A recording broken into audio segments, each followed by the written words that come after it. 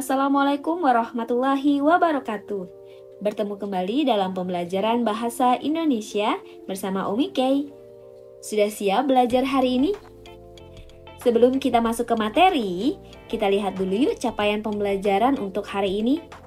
Setelah pembelajaran, Ananda diharapkan secara mandiri dan percaya diri dapat mengidentifikasi teks prosedur, menemukan ciri-ciri umumnya, dan menyimpulkan isi teks prosedur.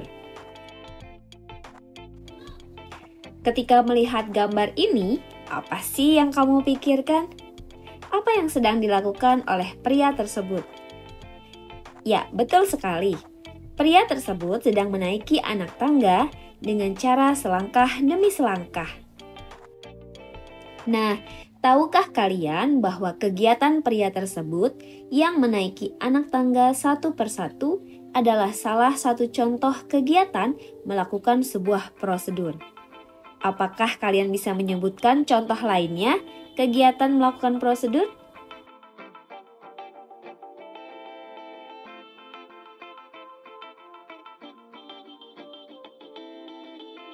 Bagaimana setelah melihat ketiga contoh tersebut, apakah kamu dapat mengetahui apa sih yang dimaksud dengan teks prosedur? Teks prosedur adalah teks yang berisi langkah-langkah atau tahapan-tahapan untuk melakukan, membuat, atau menggunakan sesuatu. Jenis dan tujuan penulisan teks prosedur sangat berkaitan antara satu sama lain. Ketika kalian mengetahui jenis teks prosedurnya, maka kalian juga bisa menentukan tujuan penulisan teks prosedurnya. Berikut ini Umi tampilkan tabel perbandingan antara jenis dan tujuan penulisan teks prosedur. Jenis teks prosedur ada 3, yaitu membuat sesuatu, menggunakan alat, dan melakukan kegiatan. Oleh sebab itu, tujuan penulisan teks prosedur juga ada 3 sesuai dengan jenisnya. Agar Ananda sekalian dapat mengidentifikasi sebuah teks prosedur, Umi berikan ciri-ciri umum teks prosedur, yaitu yang pertama berisi langkah-langkah, yang kedua disusun sistematis dan detail, yang ketiga ditulis dalam bentuk poin-poin, yang keempat informasinya bersifat objektif, yang kelima, 6, dan 7 adalah penggunaan kalimat imperatif, saran, dan juga larangan. Kita bahas satu-satu yuk. Apa itu kalimat imperatif? Kalimat imperatif adalah kalimat perintah yang mengandung makna memerintah atau meminta seseorang melakukan sesuatu.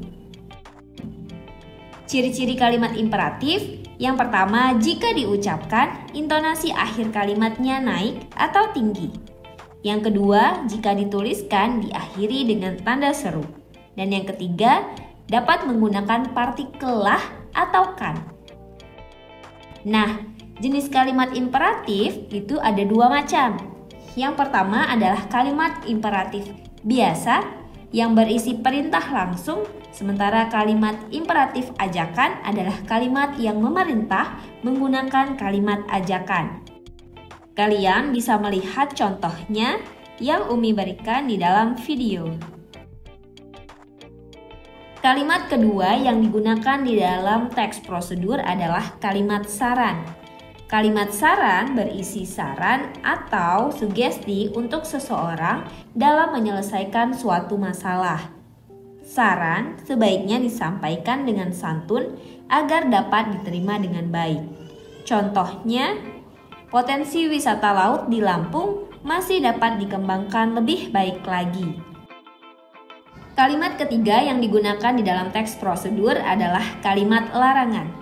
Seperti namanya, kalimat larangan digunakan untuk menyampaikan larangan kepada orang lain.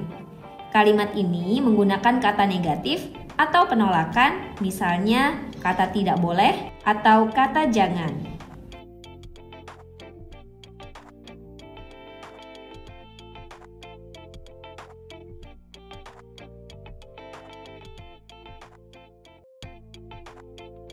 Sejauh ini, apakah dapat dipahami? Kita lanjutkan dengan kebahasaan teks prosedur. Seperti yang kalian ketahui, setiap jenis teks pasti memiliki aspek kebahasaan tersendiri. Misalnya di dalam teks deskripsi, terdapat kalimat deskripsi yang selalu digunakan di dalam teks. Nah, di dalam teks prosedur, selain ketiga jenis kalimat yang telah disebutkan sebelumnya, ada juga penggunaan aspek kebahasaan lain, yaitu penggunaan kata benda, kata kerja, kalimat majemuk, dan konjungsi temporal.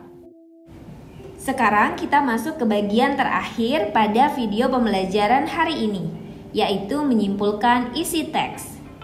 Dalam menyimpulkan teks prosedur, sebelumnya ada hal-hal yang harus kamu ketahui terlebih dahulu, yaitu yang pertama tujuan penulisan teks, yang kedua adalah jenis teks prosedur, dan yang ketiga adalah aspek kebahasaan yang digunakan di dalam teks.